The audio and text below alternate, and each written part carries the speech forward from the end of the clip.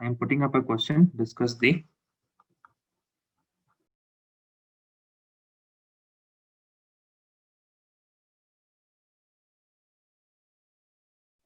first of all, what you have to do. Step 1, determine coordination number that you will determine by is equal to bonding pair plus lone pair. Let us start with BeCl2. Okay, BeCl2. We will choose what? We will choose Be. Now tell me the electronic configuration of Be. 1s2, 2s2.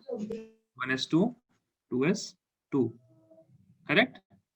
Yes. So now tell me valence shell electrons. How many valence shell electrons are there? 2. 2 now. Hydrogen, helium, lithium, beryllium. Yes, 2. Yes. Valence shell electrons are 2. Now, if you want to make the BeCl2, you can simply make this Be. Then you will make Cl, Cl. Correct? Yes. Yes. You can make this even by Lewis dot structure. Correct?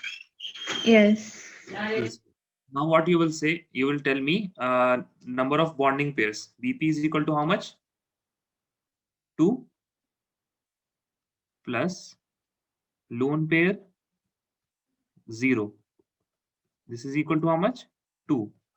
Now in the last lecture we saw this case. Now coordination number is 2, bond pair is 2, and lone pair is 0. Did we see Yes. that? So what was the Yes. shape then? The shape was the shape here means molecular structure.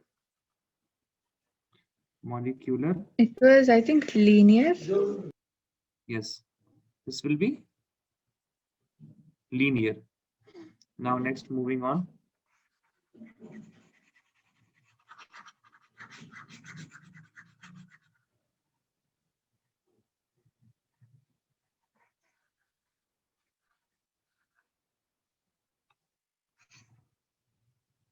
Okay. Now try for BCl3. By Lewis dot structure, you can take this structure. Correct? Cl, Cl. Now boron is equal to 1s2, 2s2, 2p1. 2p1. Electron 3. is equal to how much? 3. So all these 3 are used in bonding. Correct? Now Yes. bond pairs are how many bond pairs? 2. Lone pair is equal to 0. Sorry, bond pair is equal to 3. Yeah. Lone pair is equal to 0. Yeah. Cn is 3. Now what will be the shape? Trigonal, Planar. planar. Yes. So how to do this F1? I'm stuck here. F1. Okay, fine. We have got phosphorus. Correct. Now what is the electronic configuration for phosphorus? Do you know the atomic Plus number? 2. Okay. Plus 2. Tell me the group number for phosphorus. It comes below nitrogen, 50. correct? Yeah. Yes. Group number. Nitrogen. Group number is 50. So valence 50. electron is equal to 5. 5. 5. Valence electron is equal to 5. Now we make pH3 according to our Lewis dot structure. Simple. pH, H, and H. Now we see how many? 1, 2, and 3 of the p's valence shell electrons in the bonding, and the other 2 will be in lone pair. So what we will do? We will write bond pair is equal to 3, lone pair is equal to 2. lone pair is equal to 1. 1. 1. Yes, lone pair is equal to 1. This will be equal to how much? 4. Correct? 4. When Yes. coordination number, when Cn is equal to 4, electronic geometry is equal to what? Tetrahedral. Correct? Tetrahedral. Now, if I will put this in tetrahedral structure, I will get P, lone pair here, H, H, and H, and these 3 will make a pyramid. So this will be what? Trigonal pyramidal. Got it? Trigonal pyramidal. Okay, sir. I'm just writing this triangle shape for short form. This is trigonal pyramidal. See, how you should go about is, let me just start from 1. We have Be, 1, 2 valence electron, both of them bonded to Cl, Cl. coordination number is equal to 4. Sorry, coordination number is not equal to 4. Coordination number is equal to 2. 2. Equal to 2, yes. And EG is equal to linear. Shape will be also linear because there Linear. are no lone pairs. No lone pairs. Now BCl3, 1, 2, 3. Now you can say all three of them are in bonding. So BP is equal to 3, LP is equal to 0, and this is the case for CN how much? 3, and it will be 3. trigonal planar. Now next one, silicon. Silicon, there are 4 electrons. So 4, 1, 2, 3, 4. All of them are in bonding. Cl, Cl, Cl. BP is equal to 4. 4. LP is equal to 0. 0. Cn is equal to 4, and the shape will be tetrahedral. Correct? Tetrahedral. Now next is ASF5. Now I'm erasing these. Next one is AsF5. Now where is As? Below phosphorus, correct? Yes. Yes. So the valence shell As will be having how many? 5. And how many? 5 of them are in 1, 2, 3, 4, 5. So F.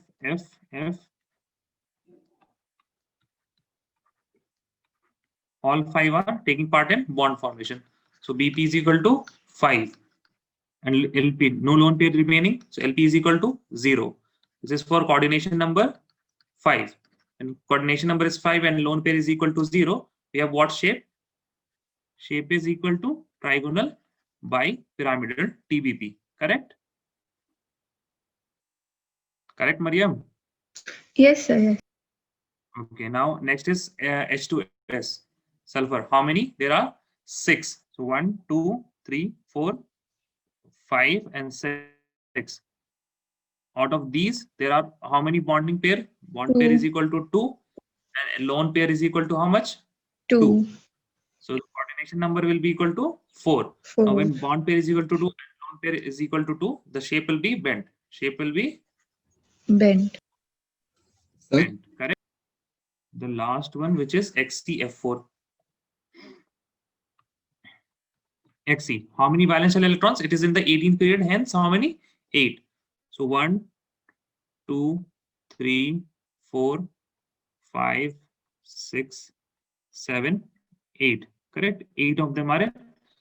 So I have arranged it in such a way. I have to arrange it in such a way that I have got how many? Wait, let me just erase a few parts. Xe. I have to make 4 bonds. Let me. These will be lone pairs, and other 4 will be taking part in bond formation. F, F, and F. This is not the exact structure, okay? I've just made it somewhere like the 4 electrons are taking part in bond formation. Other 4 are forming lone pairs. So we have bond pair is equal to how much? 4. 4. Lone pair is equal to how much? 2. 2. The coordination number is equal to 6. If you have 6, the electronic geometry. What is the electronic geometry? octahedral. It's octahedral. Octahedral.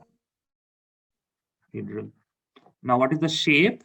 Square When lone planar. pair is equal to 2, when lone pair is equal to 2, the shape is square planar. Correct? Square planar. H2S was bent. This was TBP. Trigonal bipyramidal. CSCl for what? Tetrahedral. Okay. Now let me give you a whole picture, I guess. Then you will be able to do a few questions more easily. Okay, what are the things that I need? I need coordination numbers, correct? I need coordination numbers. Here we will put coordination number. Then what we can put, next thing that we know about after coordination number is the electronic geometry, correct? Electronic geometry. Now similarly, if we have one lone pair, then we will get some kind of structure. If we have two lone pairs, if we have three lone pairs, we have four lone pairs. Okay, now I can move them a bit. You can have more space now.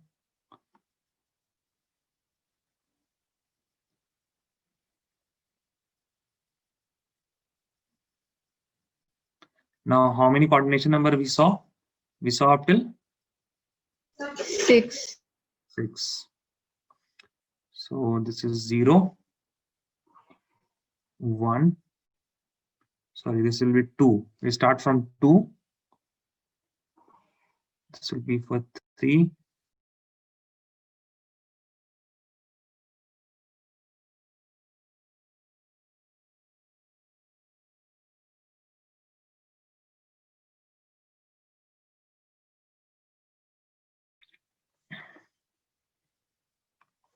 Here we will write coordination number.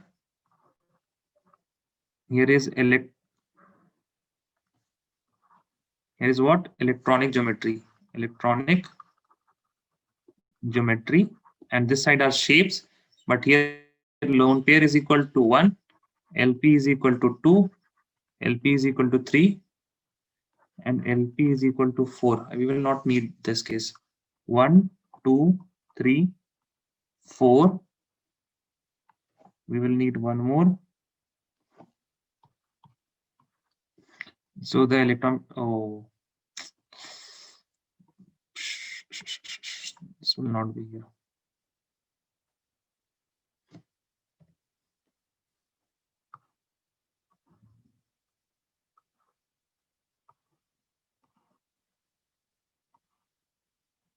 Let me start first writing. For electronic geometry will be linear. No, nothing case, no cases here. For 3, this will be trigonal, planar. If I get one lone pair, it will become what? It will become bent. It will become bent. Now, for 4 we can have what? We will have tetrahedral. Now, if I get one lone pair, this will become trigonal, pyramidal. If I get two lone pairs, this will have no cases here. If I have two lone pairs, then how much we will get? If you have two lone pairs, we will get a bent shape. Now, moving further on to 5.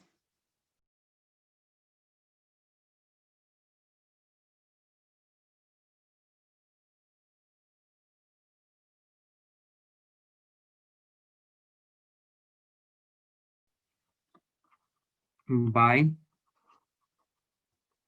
pyramidal. If we get one lone pair, we will get a seesaw. If we get two lone pairs, then we will get a T shape.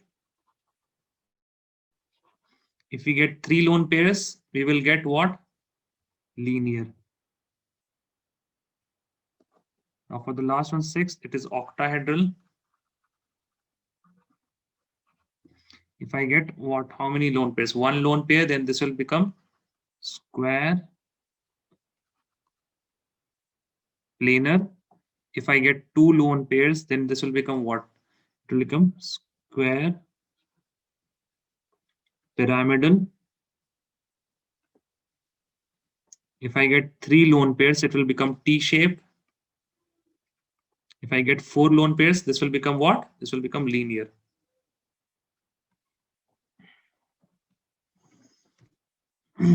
Ignore these. These are extra cells. Now, electronic geometry, that means if the lone pair is equal, to 0, it will be linear. For coordination number 2, lone pair is equal to 0, then trigonal planar. For the coordination number 3, and so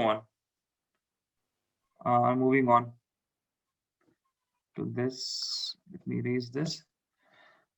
Now, first of all, the limitation of Lewis dot structure was what? Limitation of Lewis structure. The limitation was, first, it didn't tell us about, it did not explain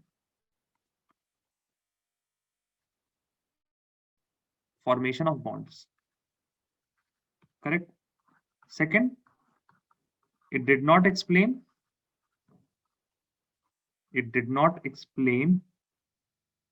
the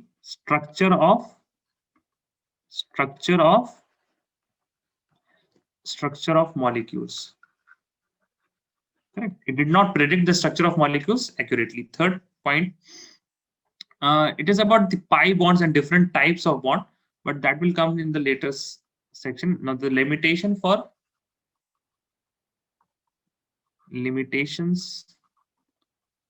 of VSEPR. What was the limitation of VSEPR? The first limit, it told us about the structure of molecules, but again, it did not tell us, it did not explain formation of bond, how the bonds are formation of bonds. Also, what happened with VSEPR, it did not differentiate between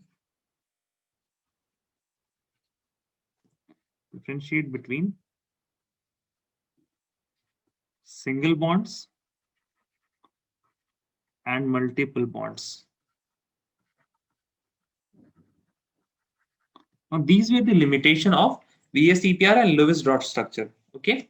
The main point, the main idea of this limitation was both of them did not explain how the bonds are forming. Moving ahead now. Now, there is a theory which is called valence bond theory. It is what? The name of theory is valence bond theory. Now, what does this theory do? Don't need to remember everything. Now, take this word particular, this bond, it tells us about explains. It explains the formation of, bonds. Okay, fine. Then you ask this valence bond theory, how are the bonds formed? Now it tells that bonds are formed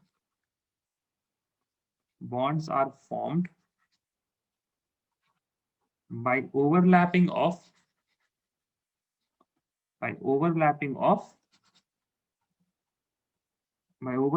let us say orbitals as of now, because we need to change this overlapping of orbitals. Now you ask valence bond theory, okay, which orbitals? So it explains that valence orbitals. Bonds are formed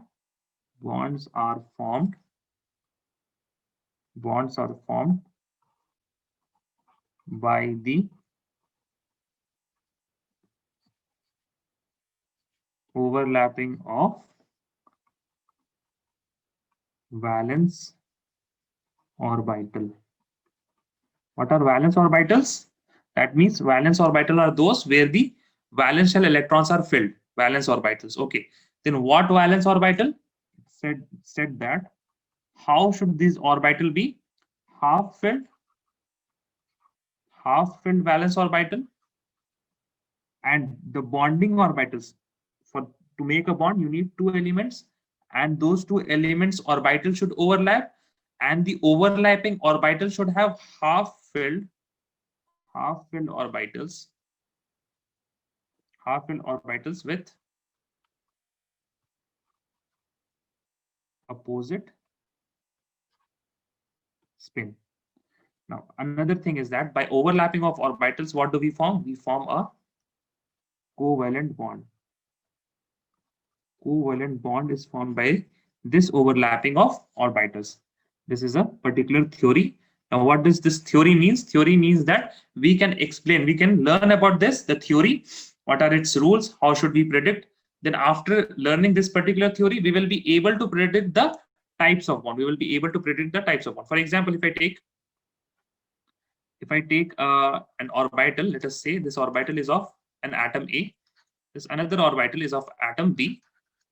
Now, if both of them have unpaired electrons, half-filled orbital, that means one electron in each orbital, and they have opposite spin, they will come together and they will form a bond like this. They will form a bond like this. Now, this is the story of covalent bond. This is the story of covalent bond. Now, what happens if we have covalent coordinate bond? Covalent coordinate bond. We will have an atom A. This will have opposite spin filled orbital. We will have another atom B. It will have no electrons. These will combine and they will look like this. AB. Now this particular bond is a covalent bond. But what type of covalent bond? Covalent coordinate. Now this is what? This is purely covalent bond. But after the formation of bond, there is no difference. The only difference is in the previous step, how the bonding took place. The nature of covalent and coordinate bond cannot be determined after the bond has been formed. You can only determine covalent and coordinate nature before the bond formation and by the process of bond formation.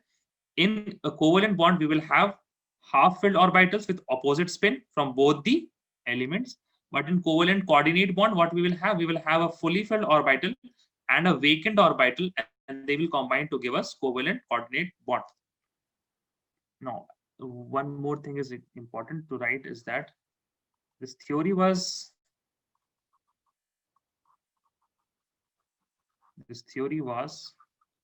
developed by Linus Pauling.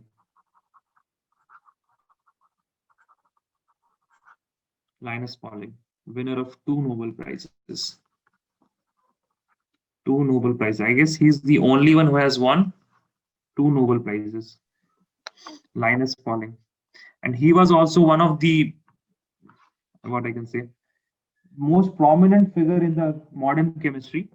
He was just a step. He would have won the 3rd Nobel Prize also. He was just, what I can say, a step behind in predicting the structure of DNA. Linus Pauling, Watson and Crick together, they were also predicting the DNA structure. Linus Pauling was at the same time predicting the DNA structure, but Linus Pauling did not predict it rightly. There was a small mistake in that. Otherwise, he would have won 3rd Nobel Prize also. And now there's a term which is called internuclear axis. First, you have to learn about this internuclear axis. Now, suppose there is an atom A. It is moving in this direction, correct? Now, B has 3 directions. This is moving in X direction. B can move in Y direction. B can move in Z direction, or B can move in X direction. Now, you tell me, to form a bond, B should move in which direction? X. direction. X direction, correct? So what I can say is that A, B. Now, if I take an axis which is crossing the nucleus of both these 2 atoms, that axis is what? Internuclear axis. That particular axis is what? Internuclear axis. Now I can move further on. You just have to remember this term, internuclear axis. Valence bond theory says that there are types of bond. Types of bonds. How many types of bond? There can be 2 types of bond. How 2 types of bond? It depends on the lobes, how the lobes of orbitals are interacting. First upon overlapping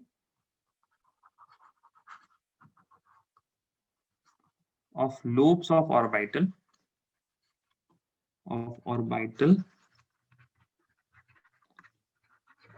of combining atom overlapping lobes of orbitals of combining atoms on internuclear axis. Further on, I will tell this as INA, internuclear axis, forms a bond, and they have called this bond as sigma bond.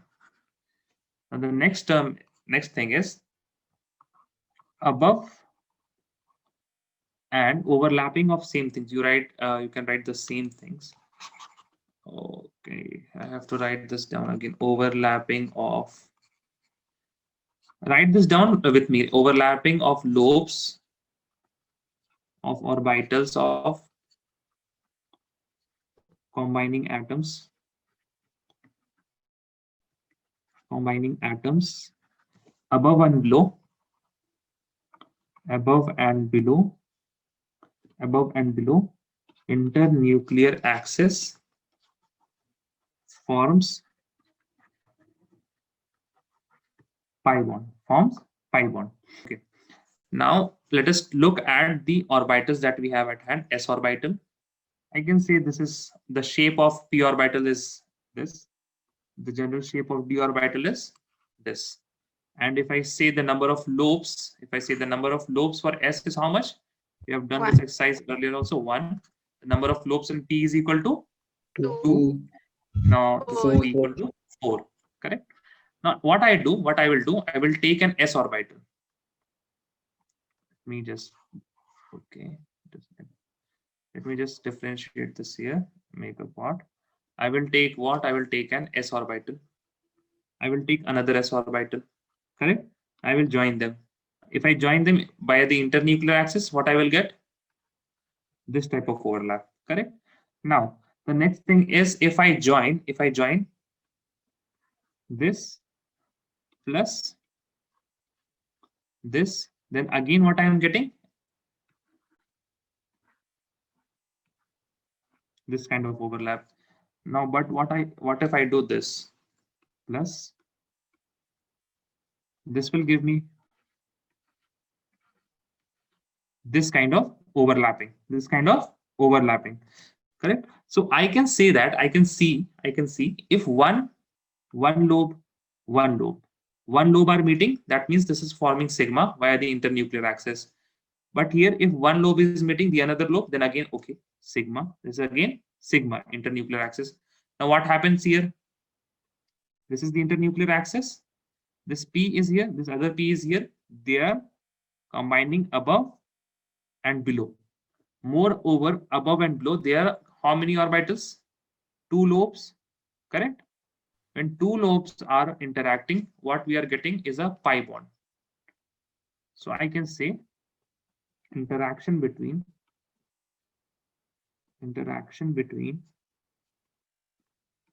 one lobe. For example, here it gives sigma. Here also it gave sigma. Will give us sigma bond. 2 lobe, interaction between 2 lobe. See, this lobe is interacting with this is interacting with this. We will get pi bond. Now there will be one case where you will get 4 lobe interaction, and the bond form there is delta. You don't have to remember this, but just keep it in your back of your mind. Maybe someday, somewhere, you will use it. Now you tell me, are you comfortable with this notation? Yes. What about others, Abir and Ahmed? Yes, sir. Positive and negative. Looking for What does this positive negative tell us about? charge. Opposite spins. No charge, no spin. Then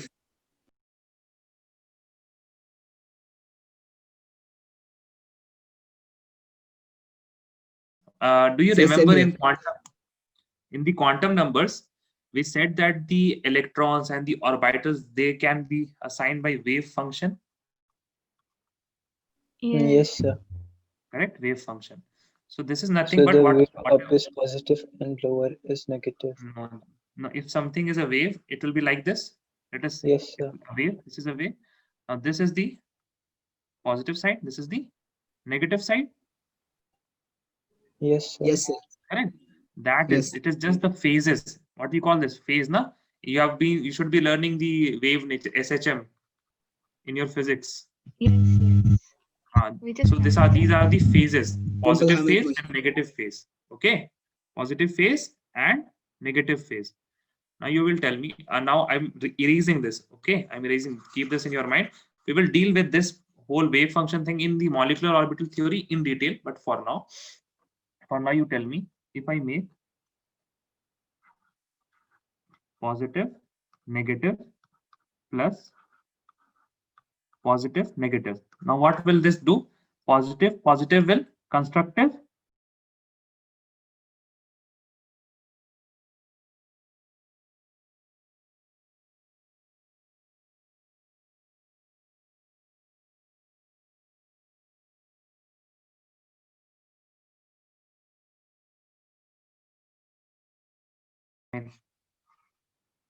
Plus these are two waves. This is positive, this is positive, this is negative, this is negative. If I both interfere each other, then it will cause constructive Large interference wave. now. Yes, then it will become large. Wave. Correct.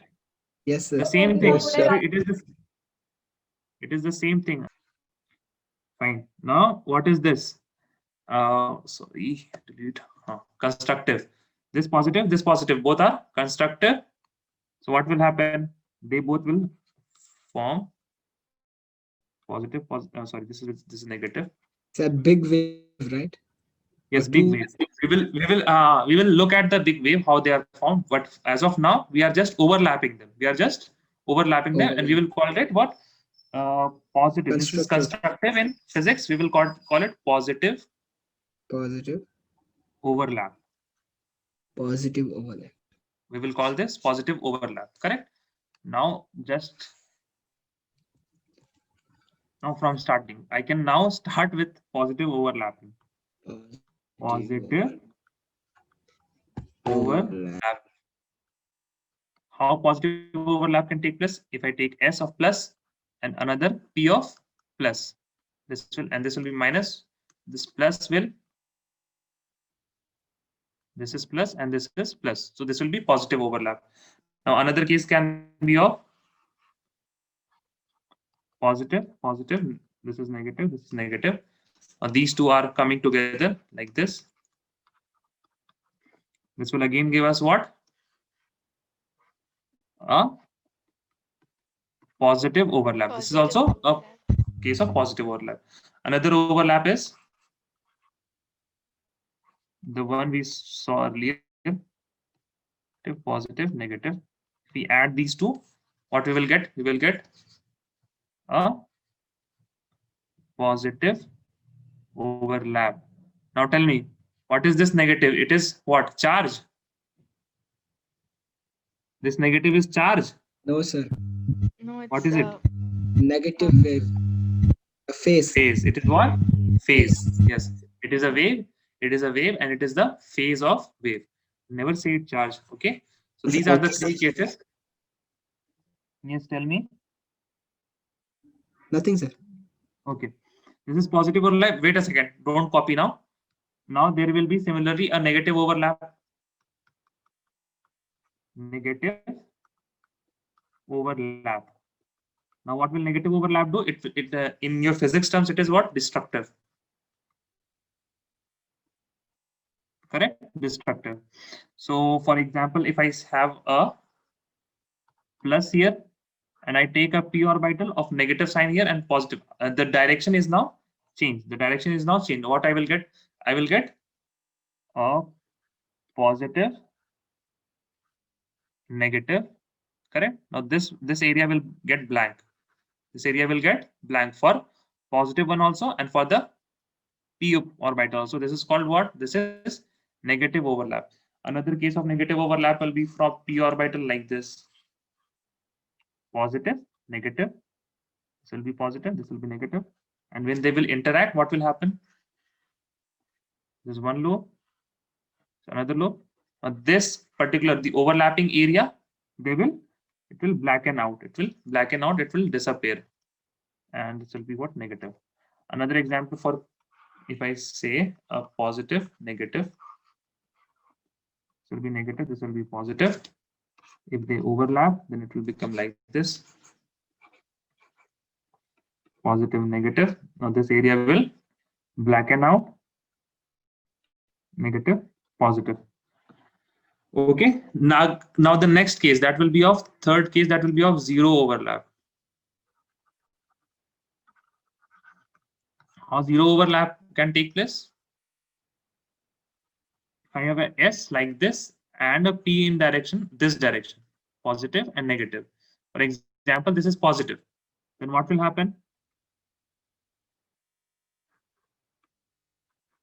See, this is positive, this is negative, and this is positive. There is some area which is giving us positive. Now the same area, it will be giving us, same magnitude area will be giving us negative.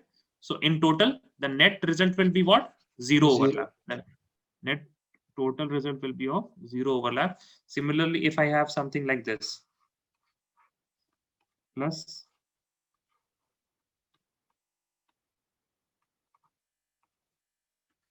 then again this will become what? Zero overlap. This is plus, this is minus, this is plus, minus. This is also example of zero overlap. And you can start from here, positive overlap.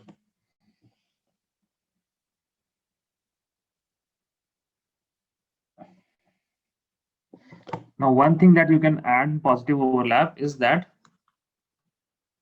bond only forms by positive overlap. Bond only forms by positive overlap, because if it is overlapping, then only we can have bond. Now, if something is overlapping and the wave is deconstructed, now when the wave is deconstructed, when I'm saying that, it means that there is a node. There are no electron, no probability of finding any electron there. There's no probability of finding electron where the destructive waves are present. Now, we have seen that VBT said there can be two types of overlapping. We have seen there can be two types of overlapping on the basis of internuclear axis. On the basis of internuclear axis. Okay. Now, when I am talking about VBT, then I will not take negative overlap. Why? Because valence bond theory is all about bond formation. I will not take those overlaps. I will not take those overlaps which do not bond, which do not form the bond, which do not form the bond. Correct? I will just be talking about the positive overlap. The positive overlap. If I am not writing the signs, just assume it that it is positive overlap. So the first case is overlapping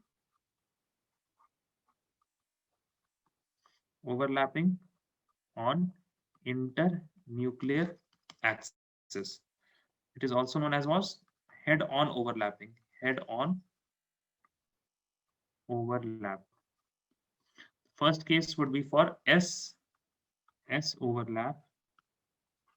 How this will look? This will look as an S orbital. Oh, sorry. I can make a very good S orbital, no? How can I miss this S orbital? Yes. And another S orbital. Yes. Now, what will this do? They will overlap and they will form something like this. Good. Plus, this is one, this is S, this is S. They came together and they formed an SS overlap. SS overlap. Now, if I am not writing anything, this is positive, or the phases should be same. The phases should be same. So even if this is negative, this will be a positive overlap because the phases are same. Correct. Now B is for SP overlap. SP overlap. Now how will this look? These are just simple. You have to keep this in copy, but it's not very complex. These are very simple things. I have a P orbital. Now I have to make one S. I have to make an S orbital, and I have to join this with the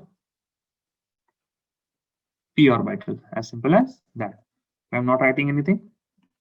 Positive, positive, negative, positive, positive, negative. Now the C part would be, see, all of them are meeting in the same axis. All of them are meeting in the same axis. Now PP overlap. This will be how? Positive, negative, plus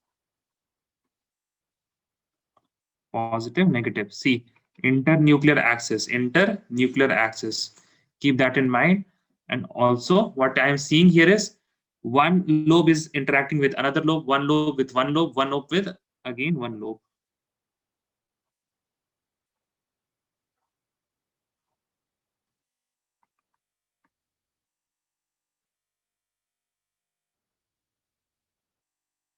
Positive, positive, negative, negative. Correct? This is PP overlap. Now, if I move, don't worry, I will give you time to write this down. Now, if I go and see the next one, what is the next one? It is overlap, overlap above and below internuclear axis. Now, by the fact when I say this particular point, that one lobe interaction will give us sigma, two lobe interaction will give us pi, correct? Then I can say that all these interaction head-on overlap gives sigma bond. Gives sigma bond. Now let us look at up and below.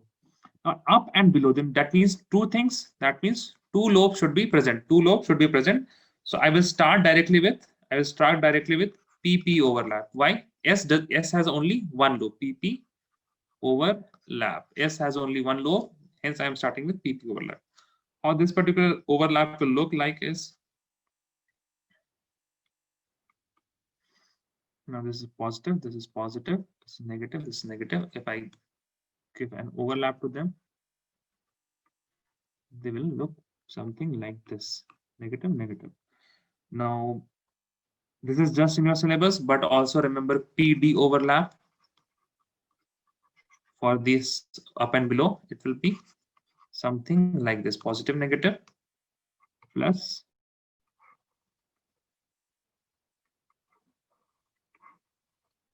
this is positive, this is positive, this is negative, this is negative. Now, how this will overlap like this.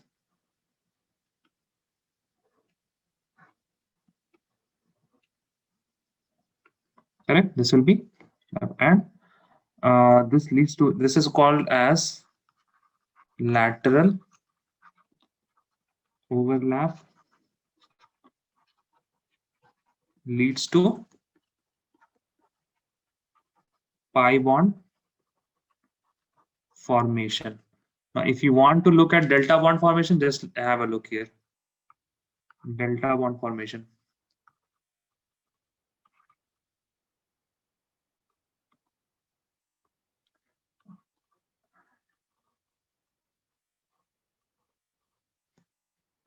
Okay, this is a d orbital. Let me have an internuclear axis here. Now I can draw another d orbital like this.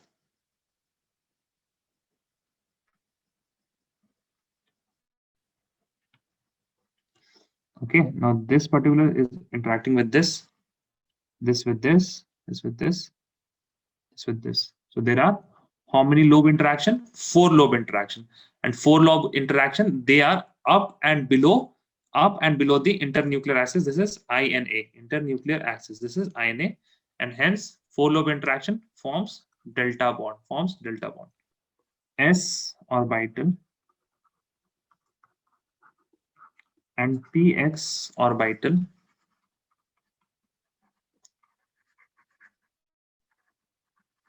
approach each other via x-axis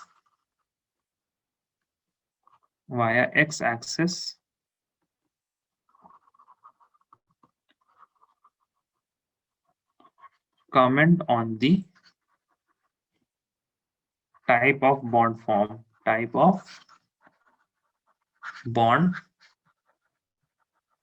formed.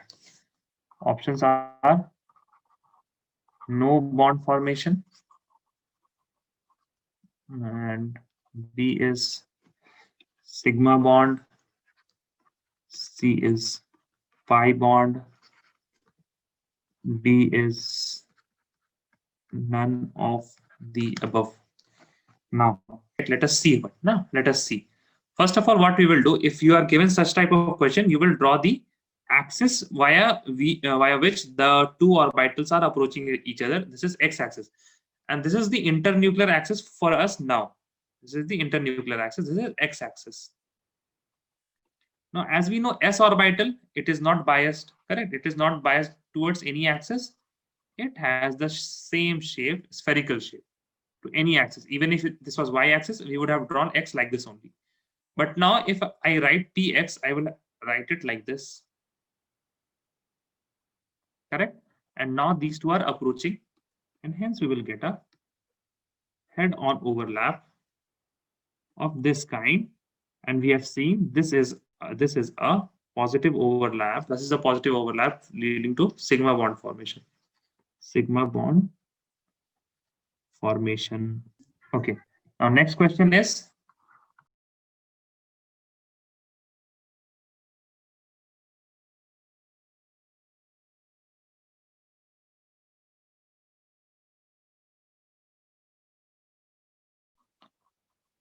along y-axis.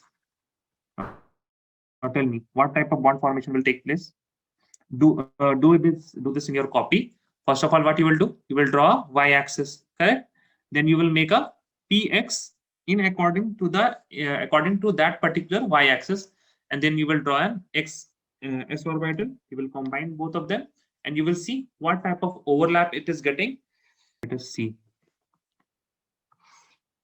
Y-axis, correct? We'll draw s like this only, correct? And we will this is s orbital. Px will be perpendicular to y-axis, correct? Now this will be what? S. Now tell me, what kind of overlap?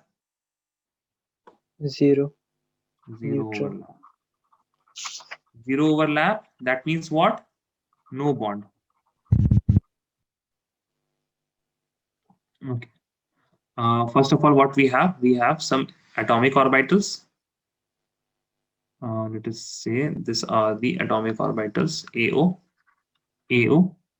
This is the INA, internuclear axis, and here we will get the bond. So we have three only. The three are the S for PX, S and PY, and S and PZ. And the internuclear axis for this will be, okay, let us see.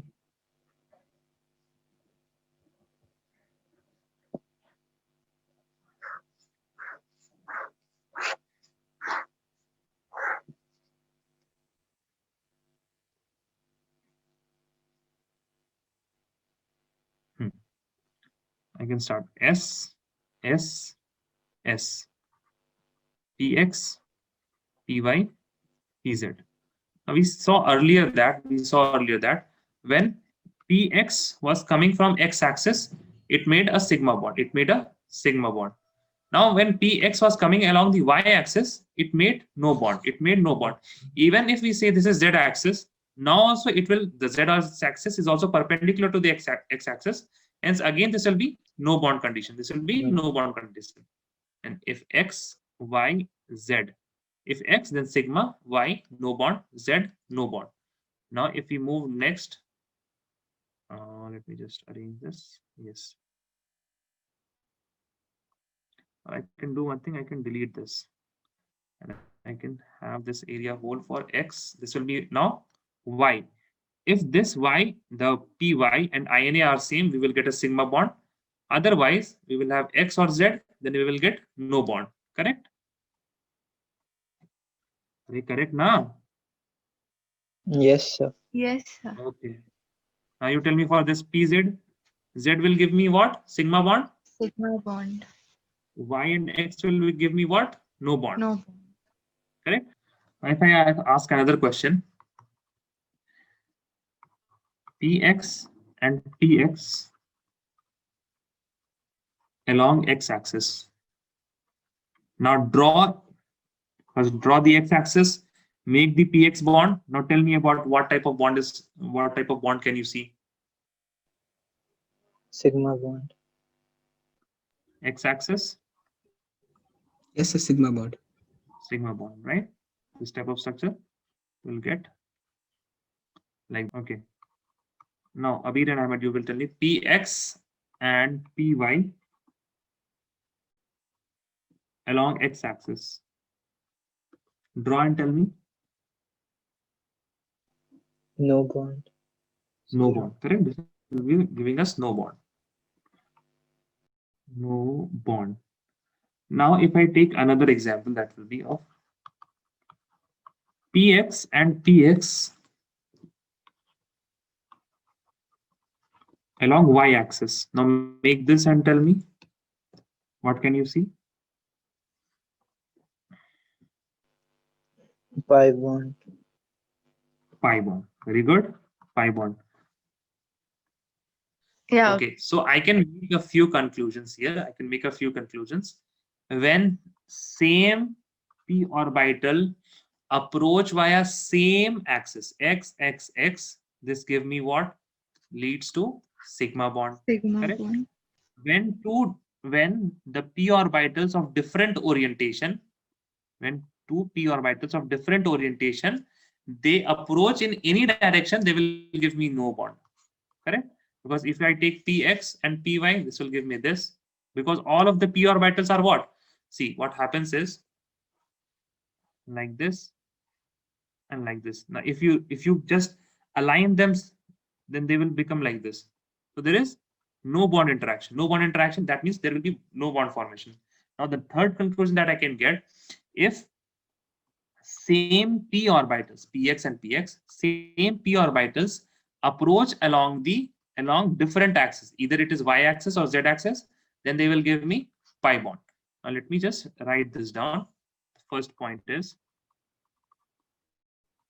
if two same p orbitals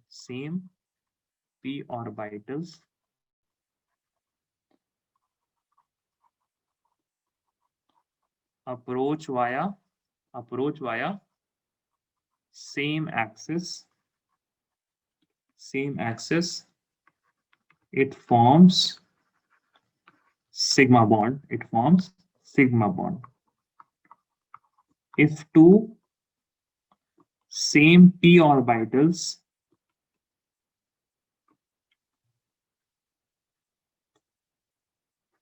approach via different axis,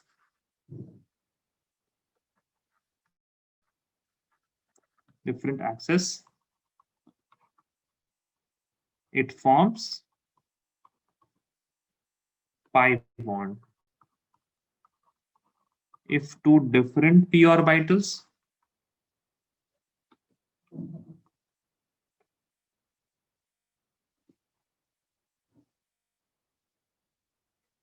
approach along any axis,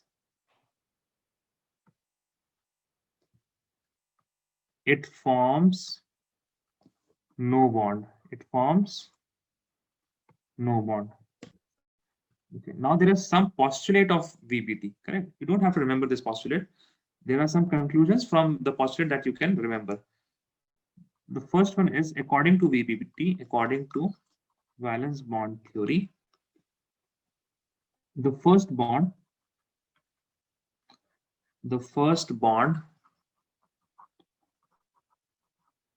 that is formed is the sigma bond. And it is quite obvious also, because the sigma bond is formed how? It is formed by overlap on internuclear axis. Hence, if I say there are two atoms A and B, for example, let me say A and B, A, B.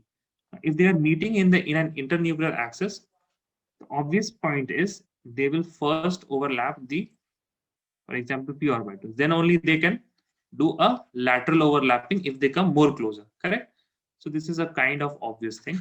But from here, what I can say is there are two types of bond, and you have to recognize what types of bond are there and how many sigma and pi bonds are there. Okay, now you will tell me, do you recognize this picture?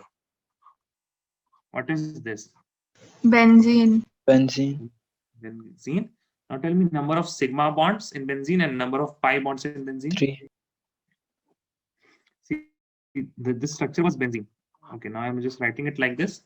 It is the same structure. Okay, it is the same structure. One bond, one bond. See, the skeleton is made up of 6 bonds, correct? And Yes, there are sir. these are 5 bonds.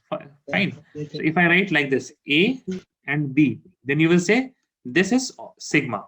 Now, if I write A, then you will say this is sigma. These two are pi, correct? Pi. Why? Because according to VBT, the first bond that is formed is the sigma bond. The first bond which is formed is sigma bond. If I write A, B, then this one is sigma. The other one will be Pi. pi. Got it? Okay. Now let us look at our benzene. Now let us look at our benzene.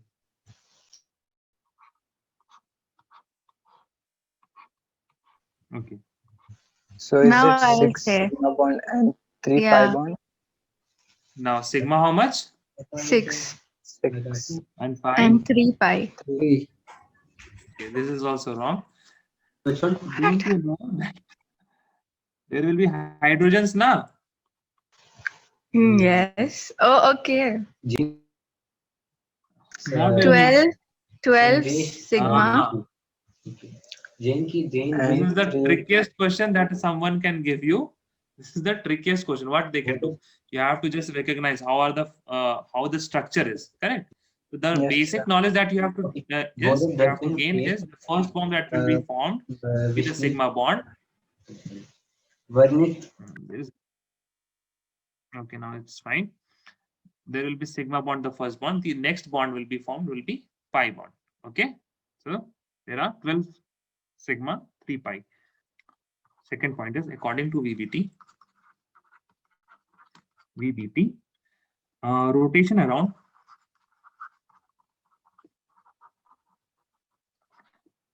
sigma bond is allowed. And what do I mean by rotation? Keep one atom fixed and rotate the other. Correct? So if I take A and if I take the other one B, I have to keep this fixed. This is fixed. Correct? And I will rotate this particular B. Wait a second. Now let us see the next point. If you will understand the next point, then it will be of no issue. Rotation around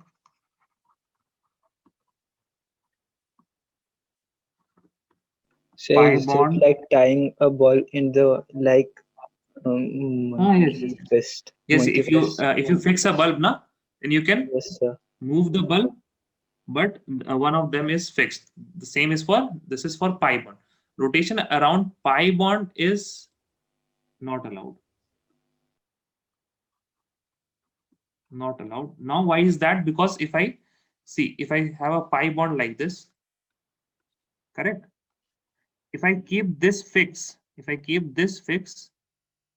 and if I rotate this one, so you can see as soon as I rotate it may happen then that this will become perpendicular to this particular orbital, correct?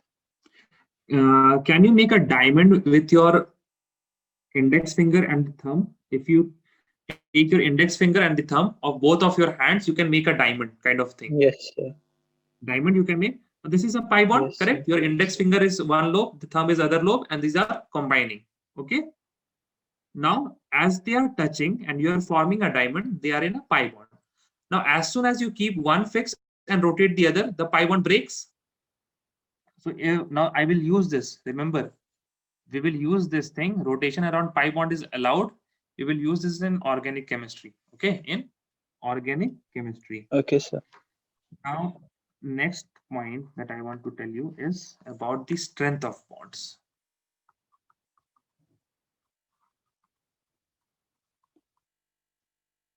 Strength of bonds.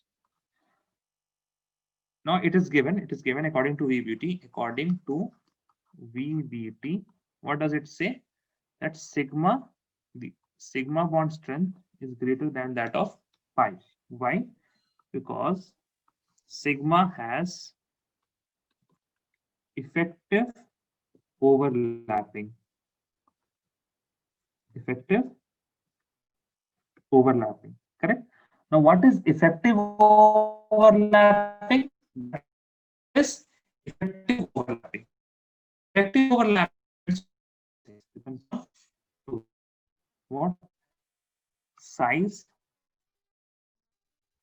and Sir, your voice is cracking. diffusion. It is not cracking now, it cracked in the past. Size, first of all, it is not cracking now, na? Size increases, Yes, sir. Yes, sir. overlap decreases. Size increases, overlap decreases. Now, next point is the effectivity is decreasing. Size decreases, overlap increases. Now, what is size? Size of orbital. What is overlapping orbitals? Na? Remember this orbitals. Orbitals. Generally, what happens? Diffusion increases, overlap decreases. Diffusion increases, overlap decreases. Now, just look at this size one. Okay, size one. How can we tell? How can we tell? This is small size. People will say, what do they say? You know, they say, sir, sigma bond is sigma bond. There is head-on overlapping, na? So more overlapping takes place. See, sir, here and see here in pi bonds, sir, less overlapping takes place. See, only minimum overlapping. So the area of overlap is not the criteria. Area of overlap is not the criteria. What is the criteria? Effective overlapping. Effective overlapping comes how? See, size is small. Now what I do? This is the nucleus here. This is the nucleus. This is the nucleus. This is the nucleus. This is the nucleus. If I make, okay, I can make some big circles via this.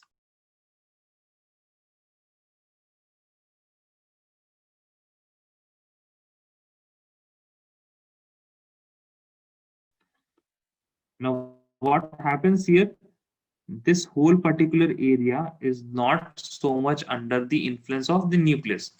Now, where orbitals are small, the electrons which are between the nucleus, they are nearer to the nucleus, and hence they have more attractive forces. And more attractive forces, that means stronger bond. That means stronger bond.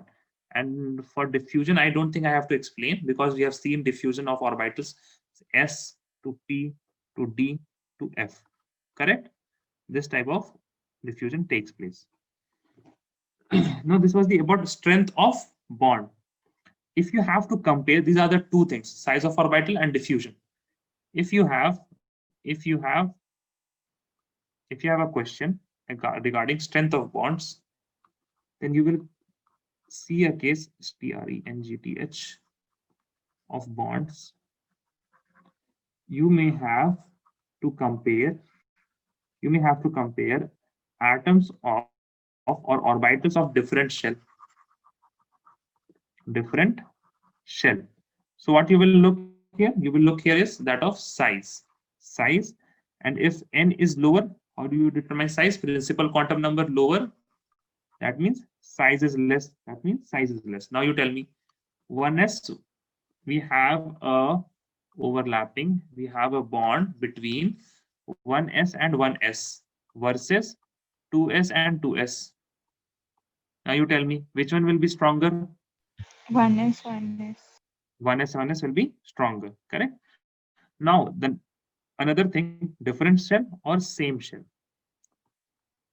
If this is same shell, then there will be different types of subshell. Now, what we expected was that S should be having the most, then P, then D, then F. That means the orbitals that are made by S subshell should be having the most strength. But experimentally it was found, and I will explain you why that was found. Experimentally it was found that the p orbitals are the most effective in making bonds, then the s, then the d, then the f. Now why does s, the question is why does s don't want to make bond, don't want to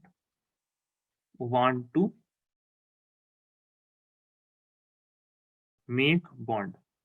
The answer here is, because it's so close to nucleus, that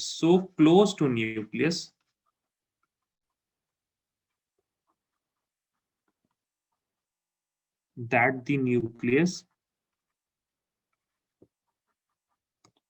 doesn't want to share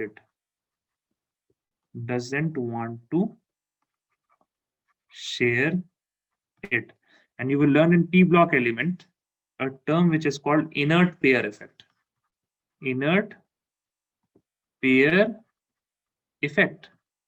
The valence, listen, the valence electron in the s subshell of some p block elements never form bonds. They never form bond. They are inert.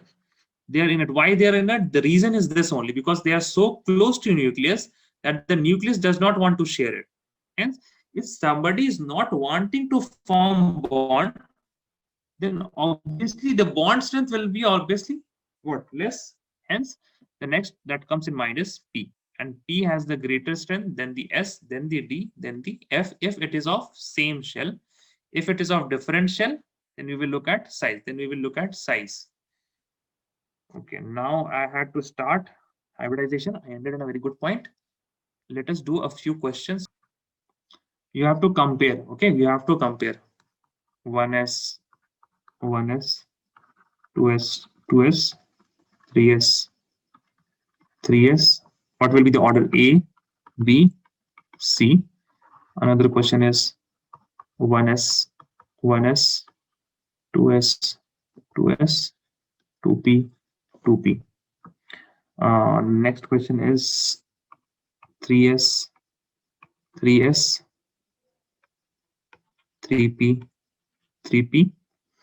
and 2s. Compare. This question number 1, 2, 3. This is A, B, C, A, B, C. So what will happen here? But we have the same. We have different shells, so we will see the shell size. So 1 is smaller than 2, is smaller than 3. Now here, question number 2. First, let us 2p. No, first of all, see different shells. This is 2, this is 2, this is 1. Correct? Yeah. So first of all, between all these, this will be lower. This will be lower. 1s, 1s. Now come to 2s, and 2p, 2p. Here what we will see? We will see that 2p, 2p. Yeah. Then 2s. 2s. Now Abir, tell me here, what will be the order? First of all, 2s, 2s, then 3p, 3p, then 3s. 3s. Okay, simple enough. Okay. Now tell me from, okay, one question, last question, then we can move on. If you will answer me this one, then this will be very great. Question is, you have to compare the strength of CC bond. What comes after carbon? Nitrogen bond, single bonds, okay? Oxygen single bond, fluorine single bond. Now you tell me, all these are 2p, 2p.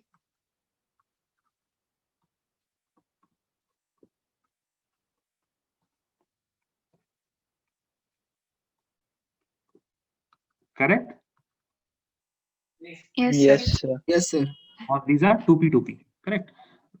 Till the syllabus that we have covered till now, we can see that these are 2p2p. But what I can say here is another thing. What other thing that we can say about is, until and unless we have till we have only orbitals, we will comment only on orbitals. But as soon as we get the atoms, what we have to see, the other things that are present. I can say that fluorine has how many? 1, 2, 3. Correct? Yes, Yes. sir. This is lone pairs. Correct? And the next one for oxygen, this will be a bit less. Correct? Yes. Nitrogen will have this much, and carbon will not have any. If it is making, the other will be of hydrogens, if I can say. But for now, fluorine has how many? The maximum lone pairs. That means, and also the size of fluorine is also small. The size of fluorine is also small. So here, what will happen? F will have the most lone pair repulsion. Now you have seen VSEPR. Now you can also tell some things from a concept called non-bonding electron pair repulsion theory. What is non-bonding electron repulsion theory? It tells us about what happens when these fluorines, the lone pairs of fluorines, these are also affecting the stability here, because they are also repelling, and if they will repel, they will be of least strength. This fluorine bond will be of least strength, then the oxygen bond, then the nitrogen bond, and then the carbon bonds. Okay, this is from what? Non-bonding electron pair repulsion theory. What does it say? The FF will have the most lone pair repulsion, lone pair repulsion, hence weakest bond. Therefore, weakest bond.